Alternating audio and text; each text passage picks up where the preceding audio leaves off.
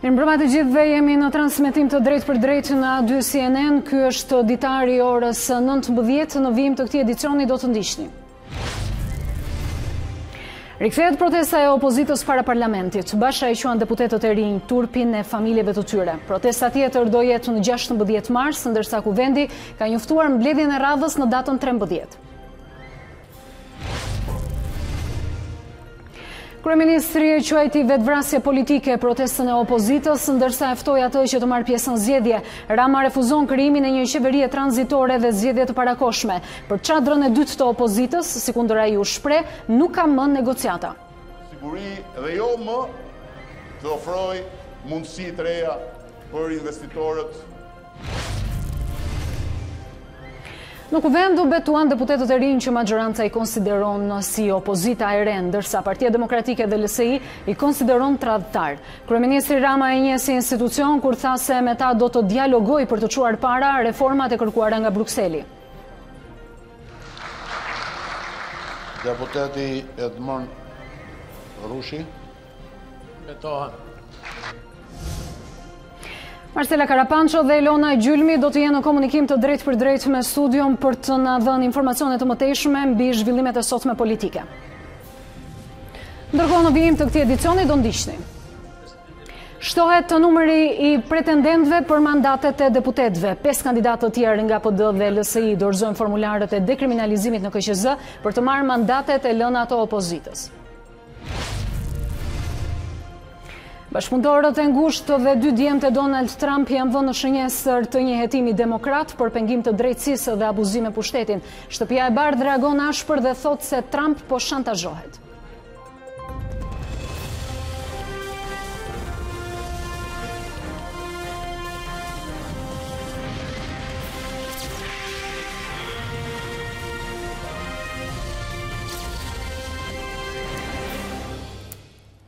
Mirëmbrëma edhe një herë të gjithëve, do të vijojmë me materialet që kemi përgatitur për këtë minutazh. Sado që sharak dhe të kompromentuar moralisht, 4 deputetët e rinj u betuan në kuvend këtë paradite dhe tashmë janë dhe ligjërisht përfaqësues të opozitës. Edmond Rushi, Aurora Mara, Enver Roshi dhe Ylli Sheu janë ulur në krahun e djathtë të sallës së parlamentit, ndërkohë që u bekuan menjëherë nga kryeministri Rama si opozita e re me të cilën do të kalojë së shpejti reformën zgjedhore.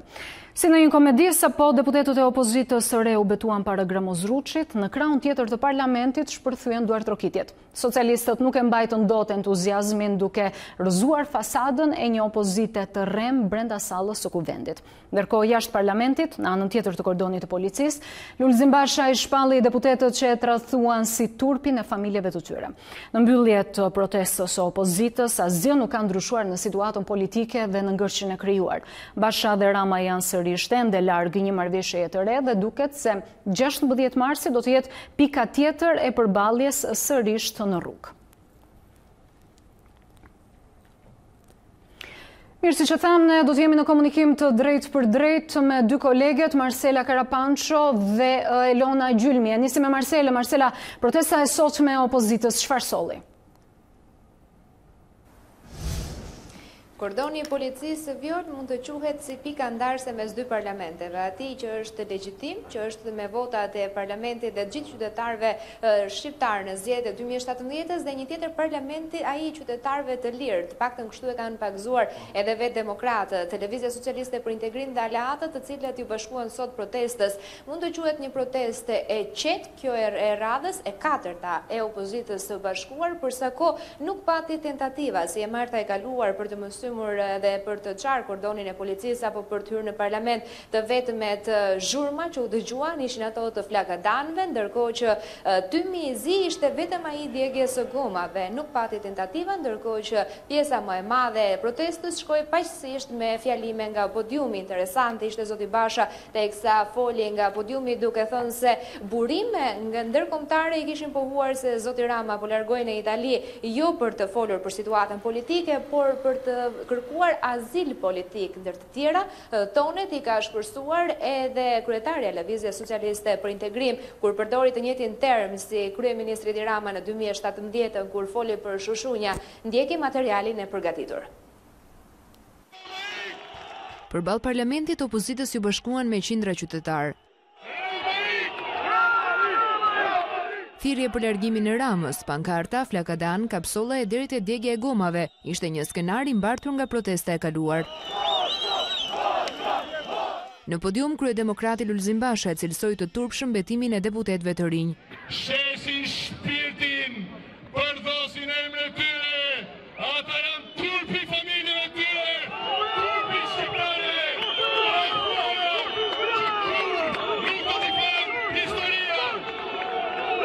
E ndërsa disa hynj të tjerë dalin, kryeministri i vendit u largua para mbylljes së seancës për në Itali, por për demokratin ikja e tij nuk është për të shpjeguar situatën politike, por Burime mike thonë që ka shkuar të negocioj azilin politik. Basha lëshoi dhe paralajmërimin e radhës për protestën e ardhshme. Sovran, edhe më shumë, edhe më fort, edhe më i vendosur se kur më parë, me këto 3 dekada udhtim. Bravo! Do të marrë në dorë fatin e tij. Edhe Monika Kryemadhja shpresoi tonet. Do të shkojmë kudo që të shkojmë këta. Do edhe po mbyllën ke pallati perandorit, siç u mbyllën 60 vjet më parë. Me mbylljen e seancës, opozita mbylli dhe protestën. Qytetarët i ftoi të shkonin në KQZ për të dorëzuar refuzimin e mandateve të besnikëve të listës së 2017-s. Marshimin e mbyllën atje nga nisi, në Selin Blu, në vend të tenorit, Basha këtë radhë mbajti statur të liderit të opozitës dhe himnin e këndoi si back vokal. Ka lidhim pesa në parë shpatim. Kjo ishte ajo që ndodhi thejar sallës së parlamentit, ndërkohë Elona brenda në sallë kryeministri Rama sot le të themi që është shfaqur ndryshe, ose të paktën ndryshe nga hera e shkuar kur i kërkonte Bashës që kur do flasim, sot ka qenë më agresiv, madje ka folur edhe me bindje për një fitore masive në zgjedhjet lokale të qershorit. Është një strategji e kryeministrit kjo që edhe flet për dialog, por edhe nuk i jep asgjë në tavolinë e opozitës.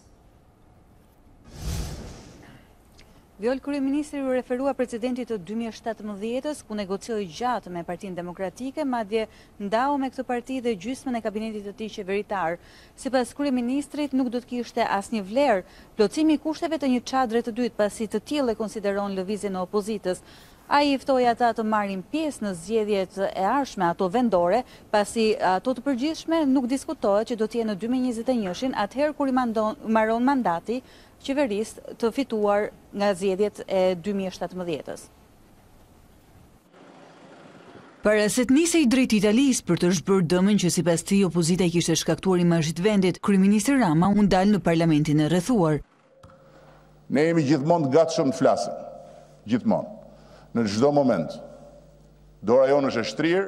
Por ashtu si në 2017 kur i la gjysmën e qeverisë demokratëve para zgjedhjeve, kryeministri përcaktoi vijën e kuqe. Është vendi ku na ka sjell shumica e shqiptarëve dhe që na kanë dhënë detyrën të qeverisim deri në vitin 2021 dhe mandati ynë nuk është një letër bixhozi. Ne me mandatin nuk luajmë bixhoz, siç luajnë ata. Magjoranta së nëntë nxjerrja shloi edhe kryebashkiakët opozitar. S'kan asnjë shans të marrin një bashki të vetme nga ato që kemi dhe kanë shumë pak shanse të ruajnë gjysmën e bashkive që kanë. Dhe ajo që ne na takon është që t'i marrim të gjitha bashkit, komplet. Nuk duan që t'i marrim të gjitha, bujrëm, le të vinë në sheshin e betejës edhe të shohim ku jemi. Me 4 opozitar të rinë në sallë dhe 10 ish jashtë saj, Rama quajti ato që po ndodh si një vetvrasje politike ose sezonin e ri të një seriali të famshëm, prej kohësh në transmetim.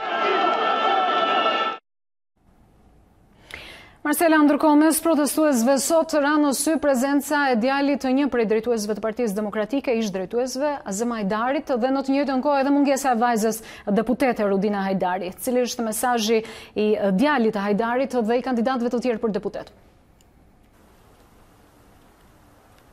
Teksa mori mikrofonin Kir Hajdari, i cili ishte në krah të Lulzim Bashës sot vjol dhe bëri jo pak çudit, teksa u pa në mungesat e të motrës së tij Rudina Hajdarit, e cila ka marrë edhe ajo kohën e vet me sa duket për të vendosur se çfarë do të bëjë me mandatin. Më herët zonja Hajdari është shprehur se do të kërkojë konsultime me ndërkombëtarët për mandatin, por sot që flasim, më shumë se sa 10 ditë nga momenti që kolegët e saj demokrate kanë dorëzuar, zonja Hajdari vijon ta ruaj mandatin e saj dhe nuk ka asnjë po e asnjë jo nëse do ta lëshojë atë. Megjithatë, vëllai i saj, Kir Hajdari, ka lëshuar një mesazh të veçantë sot, teksa u është drejtuar të gjithë protestuesve se ata ishin amaneti i Azem Hajdarit. Ndjekim materiale.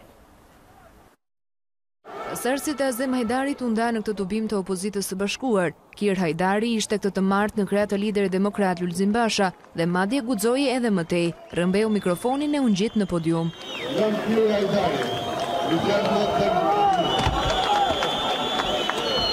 Amaneti i Azem Hajdarit qëndron te gjuhët e të gjithë demokratët shqiptarë. Një demokraci, rama i një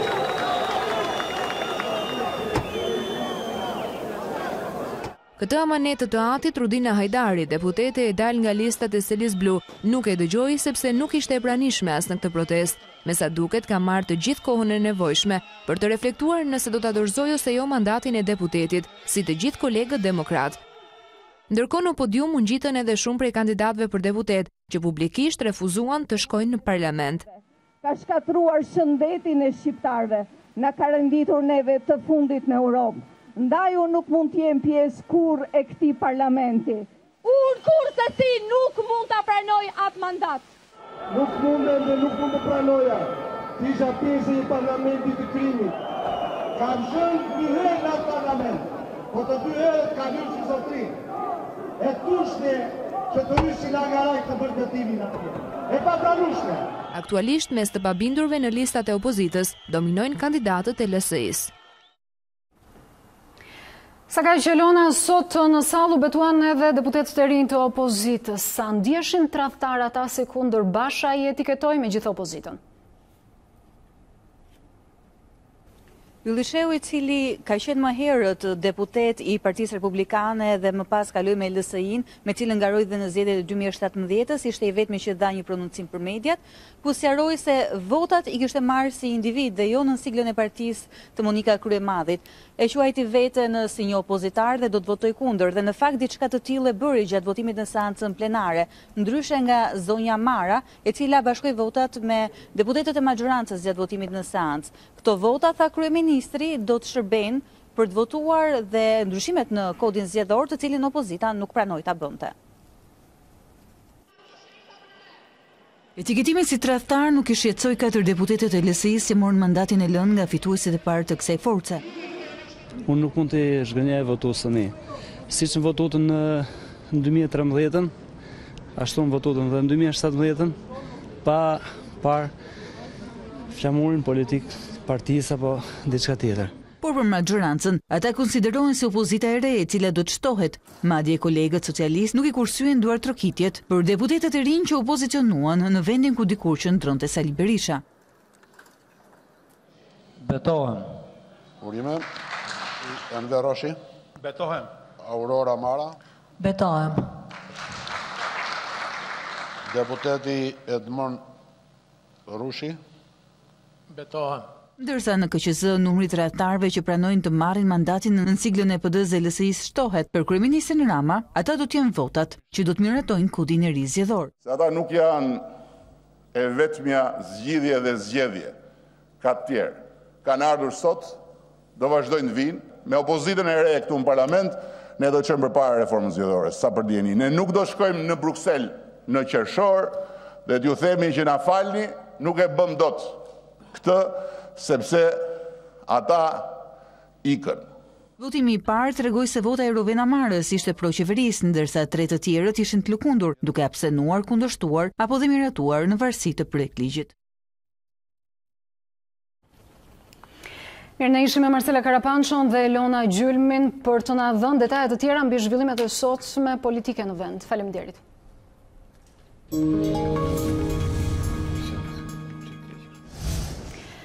temë do të qëndrojmë, do të zhvillojmë një bisedë në studio me zotin Fatmir Mediu, kryetari i Partisë Republikane. Do të fokusohemi pikërisht tek strategjia e opozitës. Zoti Mediu, mirëmbrëma dhe faleminderit që erdhët. Faleminderit juve.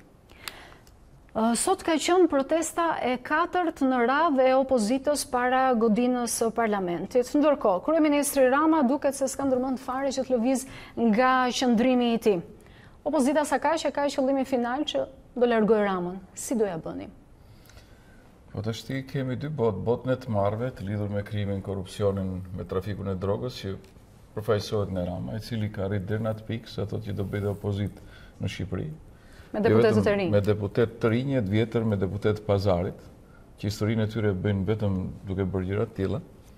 Dhe nga ana tjetër arrin edhe në një absurditet tjetër që thotë unë do i fitoj të gjitha bashkit si të doni ju. Pra, makutëria e Ramës nuk njeh asnjë lloj limiti. Dhe këtu jemi në një tirani absolute, në një shtet tërësisht autoritar, mos them në një organizim të një shteti mafios, ku interesat ekonomike, interesat kriminale dhe interesat e këtyre që përfaqësojnë këto institucione janë tashmë të njësuara në një. Dhe këta janë kundërvënë gjithë pjesës tjetër të shqiptarëve. Pra luksi i krimit, i korrupsionit dhe i qeverisë përballë varfërisë, pamundësisë, mungesë lirisë qytetarëve shqiptarë. Opozita ka zgjedhur pikërisht që të jetë në krahun e qytetarëve. Dhe këtë lëvizje kundër Ramës ta kthejë në lëvizje shprese, ndryshimi. Ju po protestoni, po duket se kryeministri këtë protestat tuaja s'po shqetësojnë fare. Po unë do thënë nuk nisem nga ajo çka thjesht faq Rama apo sa mendje ka Rama për të kuptuar atë çka po ndodh. Sepse po ta kishte kuptuar nuk do të kishim marrë në këtë pikë. Interesi i Ramës është krejt ndryshe nga ajo çka diskutojmë ne me njëri tjetrin. Interesi i Ramës është pushteti, përfitimi nëpërmjet pushtetit dhe ndërtimi një strukture e cila duhet patjetër të çimentohet në Shqipëri kundër interesave shqiptare. Si do e largoni? Përballë kësaj ka një organizim të qytetarëve shqiptar, e cila ka ardhur me disa vendime politike të opozitës. Një vendim ishte djegja e mandateve për të shmangur një herë për gjithmonë një opozit fasad apo një politikë të pavlefshme në Kuvendin e Shqipërisë, i cili ka dalë nga binarët kushtetues dhe sot nuk kemi funksionim kushtetues të shtetit. Duhet të shtoj edhe një element tjetër që mos funksionim gjykatës kushtetuese, gjykatës lartë ka bërë që Rama të mos pyes as për ligje, as për kushtetutë, as për institucione, përfshi dhe parlamentin. Dhe pas këtij hapi të lënies mandateve, ne kemi bërë një propozim që intereson të ardhmen shqiptarëve, integrimit evropian në Shqipërisë, që është një qeverisje tranzitore që të përgatisë zgjedhje të lira dhe të ndershme. Sa tjetër Rama, kryeministër, është provuar që nuk ka zgjedhje të lira të ndershme. Me protesta nuk ikën. Mund të ikë që ç'ke me të. Mund të ikë edhe si lepur biles.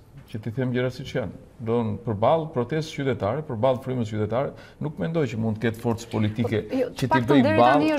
Mund të bëj ballë, nuk mund të ketë forcë politike që ti bëj ballë, do të një shoqëri e cila organizohet dhe lufton për drejtat dhe lirinë e saj. Dhe nuk ka as më shumë as më pak kërkesa shqiptare për luftuar për lirinë dhe drejtën e parashikuar në kushtetutë që është e drejta e votimit.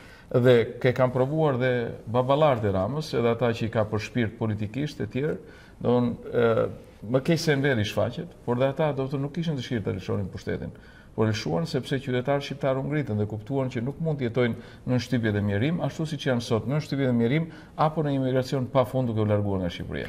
Zoti Mediu, ju e thatë edhe vetë që kryeministri Rama në parlament ka shprehur bindjen sot që do fitojë ndjeshëm edhe zgjedhjet e qershorit, si 61 bashki.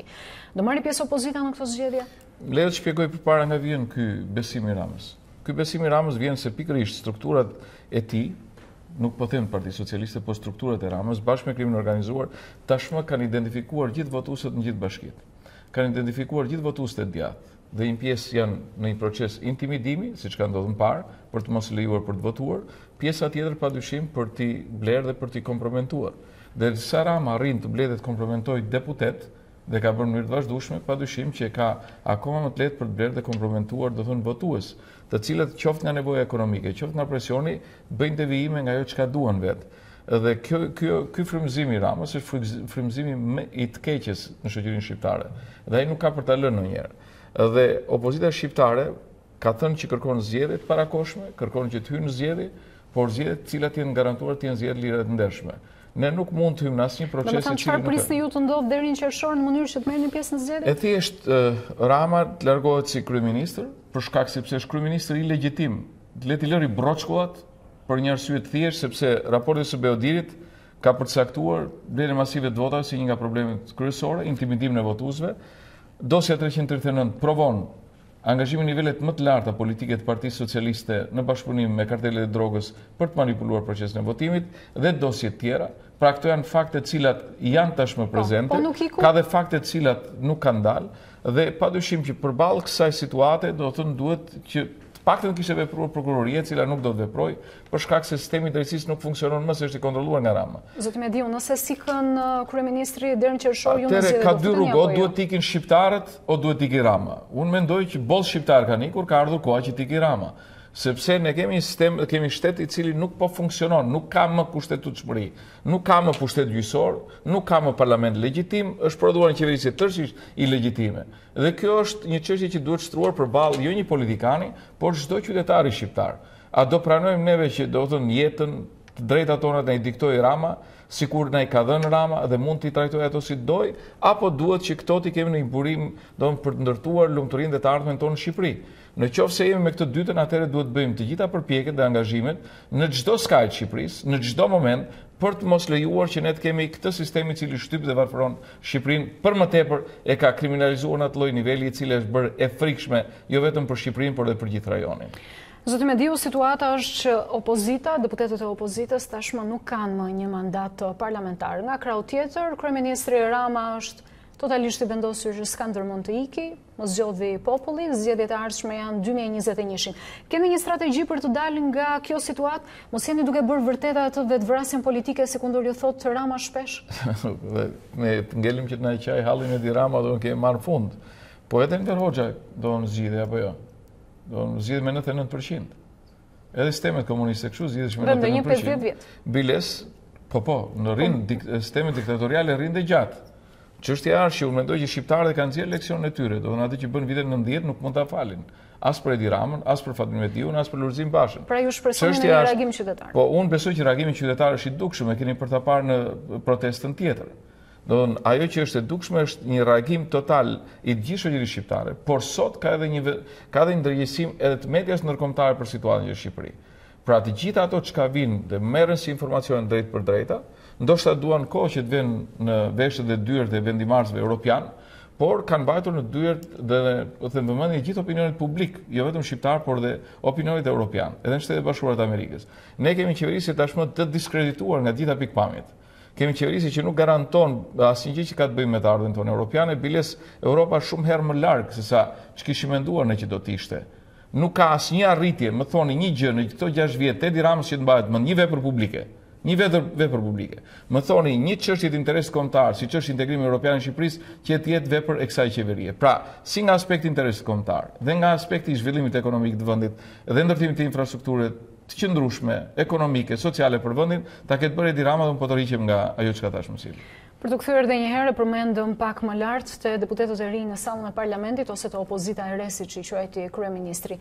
I shihni ju ata deputet, ata që bën betimin sot, por janë dhe 5 të tjerë të paktën që presin të marrin mandatin. I shihni edhe ju si opozita e re? Ka qenë në listat tuaja në fakt. Në fakt një nga folësit sot tha që do të thënë nuk duhet të hynin në histori si tradhtar. Ka nga ata që duan të hynin në histori pavarësisht se si. Do të thënë kjo është një moment. Nga ana tjetër unë dua të besoj që secili duhet kuptojë që ai mandat që është i mandat politik, është i mandat i dhënë në një kuptim për të bërë opozitën dhe jo për të bërë pazarin. Nuk është era e parë që në kuvendin e Shqipërisë do të thonë bëhet pazar. Biles unë kam përcaktuar disa kohë parë që parlamenti është kthyer si pazar i gjallë. Dhe këtë donte Rama të zhvillonte edhe me opozitën reale në një lloj mënyre. Ta kthente në një lloj pazari të pavlefshëm kuvendin e Shqipërisë. Ky pazar që ndodh, unë e kam thënë edhe personazhe të tilla janë pazari gjallë, në atë nivel kanë arritur. Dhe është për të ardhur keq, do të thonë sado, po e them sinqerisht, të përpiqen ta veshin veten me autoritet popullor, me autoritet politik, me autoritet opozitar, nuk është as më shumë, as më pak, është e turpshme.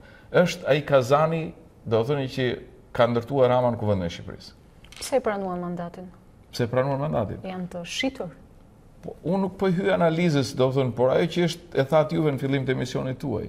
Do një rajo fasada, do të thënë e komedisë, në momentin kur betohen dhe duart troket pjesa tjetër. Pra u bën pjesë ortakërie me pjesën e mazhorancës. Dhe përsa kohë ka këtë ortakri, ky kuvend nuk mund të jetë kuvend legjitim. Pra, po bëhet çdo lloj gjëje e mundshme për të krijuar një opozit fasad. E tha dhe një deputete e shquar e Partisë Socialiste, do ta hedhim opozitën, tha, në koshën e plerave, tha, dhe do krijojmë opozitën e re. Unë, ndoshta jeni re, po unë kujtoj do në disa nga fjalimet e shokut Enver, do thënë dhe nuk ka as më pak, as më shumë, por të njëjtën logjik pa opozit, me shtet tërësisht autoritar, në sens tërësisht diktatorial për të kontrolluar dhe për të bërë atë që është interesi një grupit të saktuar njerëzit për shkatruar të ardhmen ekonomike dhe sociale të këtij vendi. Do të jetë më masive protesta e radhës e opozitës? Absolutisht që po.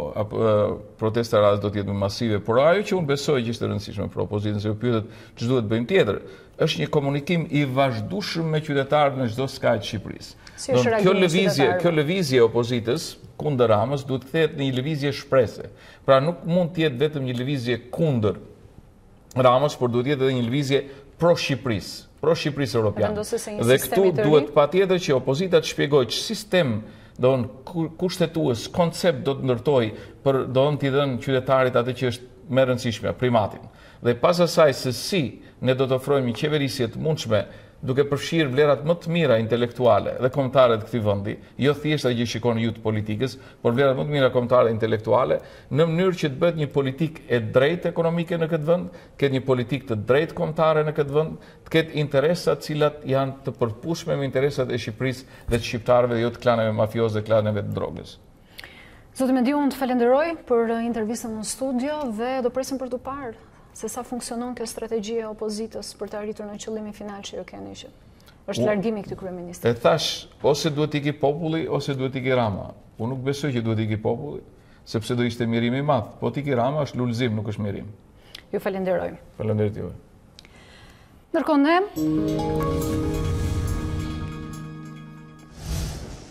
me vijojmë të tjera informacione, Parlamenti Evropian reagon ashpër ndaj veprimeve të fundit të opozitës, duke thënë se rrezikojnë reformat dhe përçojnë mesazhe të gabuara partnerëve evropian të Shqipërisë.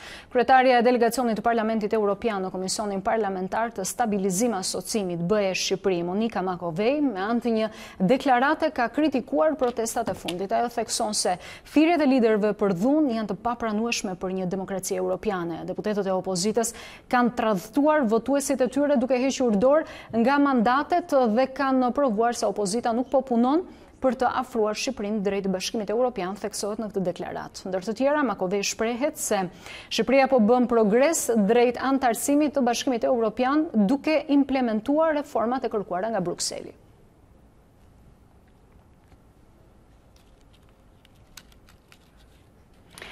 Masat e policisë për protestën e opozitës ishin të fokusuara për hyrje daljet e deputetëve dhe ministrave të majorancës. Pas incidenteve në protestën e fundit, këtë herë policia u sigurua për rrugalimin drejt parlamentit, duke bllokuar të gjithë pedonale në Kangjëlla. Ndryshe nga protesta e 26 shkurtit ku deputetë e ministra u konfrontuan me protestuesit, këtë herë policia kishte menduar për hyrjen e tyre pa problem në parlament.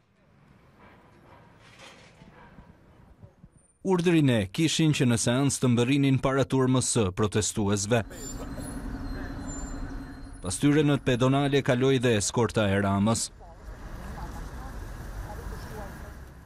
Në hyrje të parlamentit, bashkia u kujdes që të lyente me graso shtyllat në të cilat ishin vendosur kamerat e sigurisë. Mbi 1300 efektiv u angazhuan për mbarvajtjen e protestës, ndërsa i gjithë pedonalia ishte bllokuar. Në drejtim të kordonit të policisë u hodhën kryesisht kapsolla plasëse.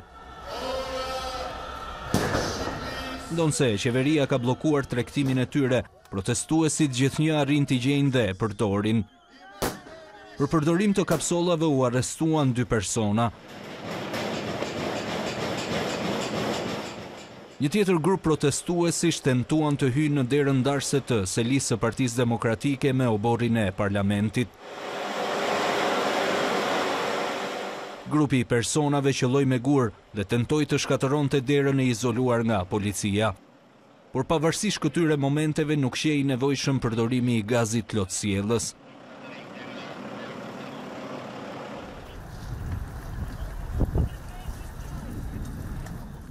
Pas mbylljes së protestës, përfaqësues të opozitës u drejtuan në Komisionin Qendror të Zgjedhjeve, ku të mandatuarit e listës dorëzuan mandatet e tyre në shenjë simbolike. Një veprim i tillë e gjeti të papërgatitur policin, ndonse edhe në këtë rast nuk u shënuan incidente të rënda.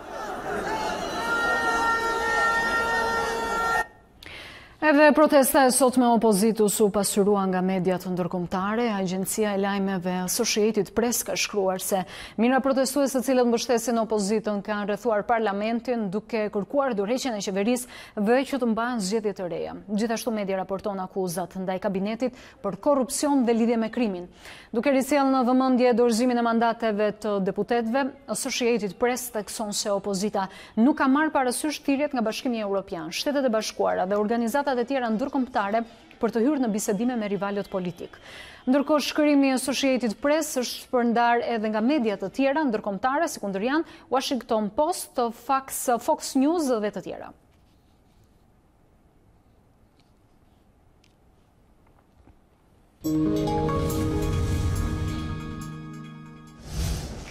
Zëvendës sekretari amerikan i shtetit David Hale viziton pas pak ditësh Prishtinën dhe Beogradin në përpjekje për të nxitur palët që të ulen në tryezën e bisedimeve. Në një njoftim të Departamentit Amerikan të Shtetit, thuhet se në datën 8 mars, zyrtari i lartë do të qëndrojë në Beograd, ku do t'i bëjë thirrje krerëve të shtetit që të rinisin dialogun për përmirësimin e marrëdhënieve me Kosovën. Në vizitën që do të kryejë në Prishtinë në datën 9 mars, Hale do të theksoj mundësinë historike për të arritur një marrëveshje të plot të normalizimit të marrëdhënieve me Serbinë dhe për të kërkuar masa për të arritur një zgjidhje. Hale është zyrtari më i lartë amerikan i cili viziton së fundmi Kosovën. Javën e kaluar, 2 pjesëtarë të Këshillit Kombëtar të Sigurisë qëndruan për 2 ditë në Prishtinë duke kërkuar pezullimin e tarifave të vendosura për produktet serbe. Ata paralajmëruan shtimin e masave ndërshkuese nëse Kosova nuk heq dorë nga taksa prej 100% ndaj këtyre produkteve.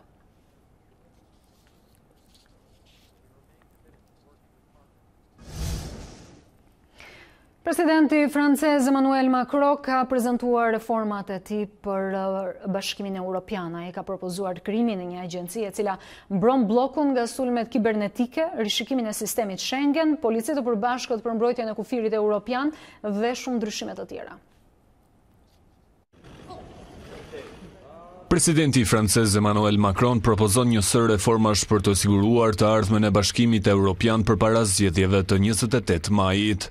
Në një opinion të publikuar në të gjitha gazetat kryesore të 28 vendeve anëtare, ai bën thirrje për disa ndryshime thelbësore. Krijimin e Agjencisë Evropiane për Mbrojtjen e Demokracive, që mbron vendet anëtare nga sulmet kibernetike, shpërndarjen e lajmeve false dhe ndalon financimet për partitë politike nga fuqitë e jashtme. Krijimin e një agjencie për ruajtjen e kufive të Europës dhe të një zyre të përbashkët azili, pagë minimale të Bashkimit Evropian, që garanton pagesë të njëjtë në të gjithë Europën për të njëjtin shërbim. Krijimin e Bankës Evropiane të Klimës, që financon tranzicionin e BE-s në arritjen e synimeve mjedisore. Krijimin e Forcës Evropiane për Sigurinë Ushqimore, përmirëson kontrollet ushqimore dhe largon kërcënimet për shëndetin e qytetarëve. Zhvillimin e konferencës për Europën, ku do të votohet për propozimet nga përfaqësuesit e institucioneve të BE-s dhe vendeve anëtare. Lideri francez është i fokusuar në përkrahjen e një Europe që mbron dhe sugjeron rishikimin e sistemit Schengen. Macron gjithashtu bëri thirrje për ndalimin e kompanive që kërcënojnë interesat strategjike të Europës, njësoj siç ka bërë Kina dhe Shtetet e Bashkuara. Demokratët nisën një hetim kundër bashkëpunëtorëve të ngushtë të presidentit të vendit amerikan Trump për pengim të drejtësisë dhe për abuzim me pushtetin. Shtëpia e Bardhë ka cilësuar këtë si një shantazh, ndërsa vetë Trump tha se bëhet fjalë për një reng politik.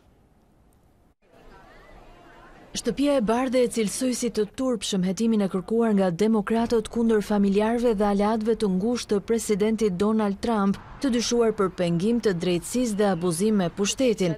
Zëdhënësja Sarah Sanders tha se demokratët po e shantazhonin presidentin amerikan.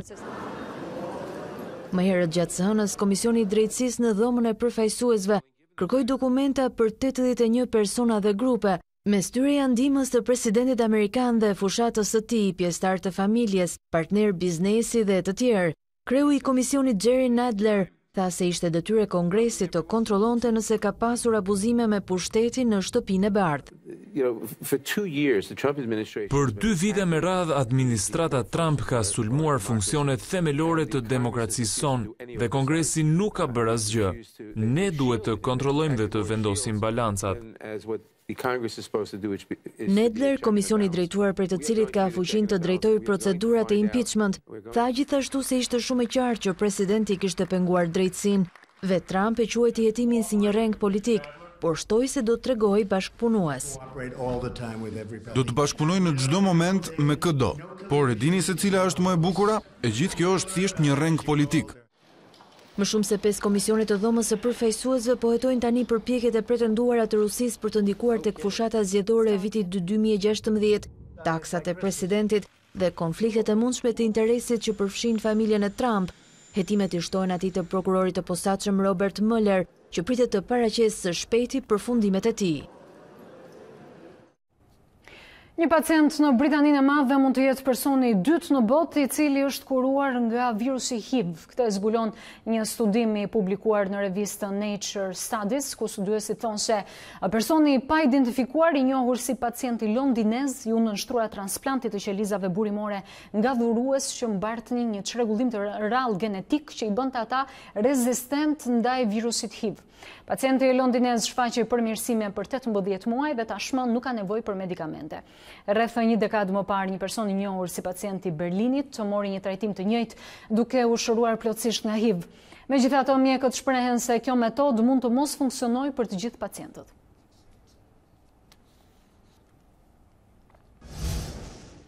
Kemi kaluar të sporti. Presidenti i Federatës së Futbollit Armand Duka ka reaguar për dhunën në ndeshjen Kamzalaçi. Nga Elbasani, Duka ka shigjetuar policinë e shtetit, por edhe drejtësinë dhe shoqërinë. Siguria në stadiumet shqiptare është në nivelet më të ulta dhe ngjarjet e fundjavës në ndeshjen Kamzalaçi treguan se jeta e protagonistëve të fushës së blertë është në rrezik. Federata e futbollit dhe policia luajtën me pasa në distancë me njëra tjetrën, duke lexuar deklarata akuzuese. Ndërkohë jashtë komenteve nuk mbeti as presidenti i Federatës Armand Duka, që nga Elbasani i drejtoi gishtin te policia gjyqësori, por edhe te shoqëria. Në fillim të këtij kampionati, çuditërisht u mor një vendim që policia nuk duhet të jetë prezent në stadiume. Kështu e ka Anglia, thot dikush, kështu e ka Norvegjia. Po nuk besoj që Anglia dhe Norvegjia ka nevojë për aq shumë policë sa ishin sot mëngjes në parlamentin shqiptar dhe niveli i futbollit që është akoma më i gjerë dhe pretendohet që ose presupozohet që niveli intelektual duhet të jetë pak më pak se i parlamentit, duhet luajë dhe të ruajë rendin vet pa policinë. Por presidenti Duka nuk e ka hequr përgjegjësinë që ka institucioni që ai drejton në mbarvajtjen e garës, ndërsa ka përmendur disa herë edhe faktin që drejtësia sportive nuk mund të zgjidhë një fenomen të tillë. Dhe në rastin konkret përsëri patjetër që do ketë masa sportive të cilat janë të pamjaftueshme. Duhet patjetër që gjithë bashkë të bëjmë më të mirën për të pas futboll sa më të bukur. Edhe një herë tjetër, presidenti Duka është shprehur se vendimi që policia e shtetit të mos jetë e pranishme në stadium është i nxituar për një vend si Shqipëria. Sa e vështirë është të jesh homoseksual në Ballkan, aq është e lehtë që të përfitosh fonde në emër të grupeve LGBT. Ky është themeli i shfaqjes 55 Shades of Gay, që pasi rrugtoi në Ballkan, kalon oqeanin për t'u ngjitur në skenën eksperimentale të New Yorkut. Shfaqja provokative jeton e zirajt 55 Shades of Gay nis rrugtimin edhe në New York për 9 mbrëmje në teatrin eksperimental të Off-Broadway. Kjo shfaqje do t'i bëjë hon abuzimit të madh që politikanë dhe organizata në të gjithë Europën bëjnë me fondet që shpërndahen për politikat e grupeve LGBT.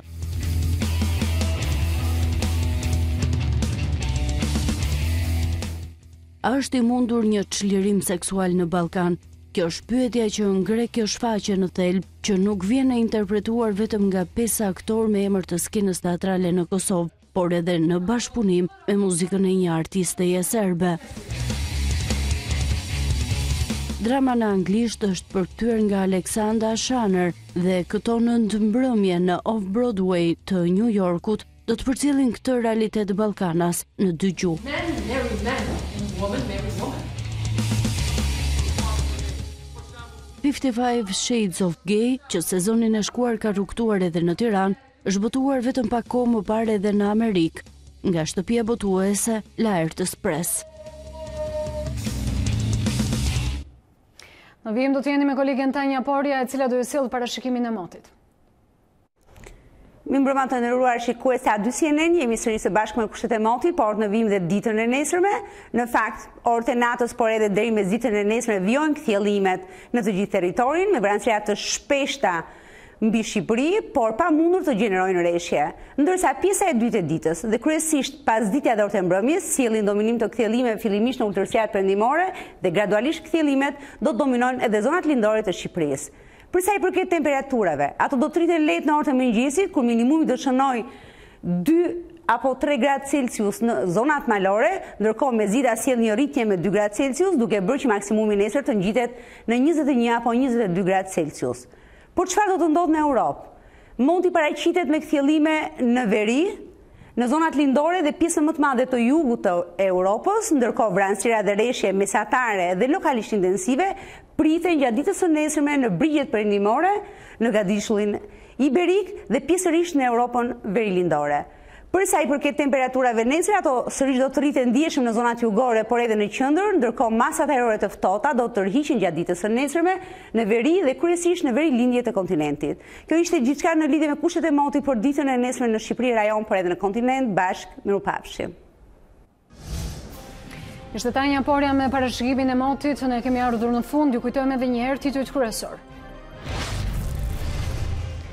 Rikthehet protesta e opozitës para parlamentit, Basha e quan deputetët e rinj turpin e familjeve të tyre. Protesta tjetër do jetë në 16 mars, ndërsa kuvendi njofton mbledhjen e radhës në 13 mars. Kryeministri e quajti vetvrasje politike protestën e opozitës, ndërsa e ftoi atë që të marrë pjesë në zgjedhje.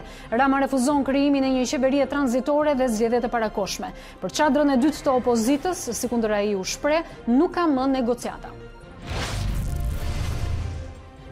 Në kuvend u betuan deputetët e rinj që majoranca i konsideron opozita e re, ndërsa PD dhe LSI i konsideron tradhtar. Rama i njeh si institucion kur tha se me ta do të dialogoj për të çuar para reformat e kërkuara nga Brukseli. Shtohet numri i pretendentëve për mandatet e deputetëve, 5 kandidatë të tjerë nga PD dhe LSI dorëzojnë formularët e dekriminalizimit në KQZ për të marrë mandatet e lëna të opozitës. Bashkëpunëtorët e ngushtë dhe 2 djemtë e Donald Trump janë vënë në shënjestër të një hetimi demokrat për pengim të drejtësisë dhe abuzime pushteti. Shtëpia e Bardhë reagon ashpër dhe thotë se Trump po shantazhohet. Ishte gjithçka për këtë edicion, po ashtu ju kujtojmë që të klikoni në faqen tonë të internetit a2cnn.com, po ashtu të na ndiqni edhe në faqet tona në rrjetet sociale. Vetëm pas pak do të jeni me i ftuari me kolegun Endri Xhafo, i cili në studio sot përballë do të ketë ministrin për diasporën, zotin Pandeli Majko. Bashkë ndajemi këtu, natë më mirë.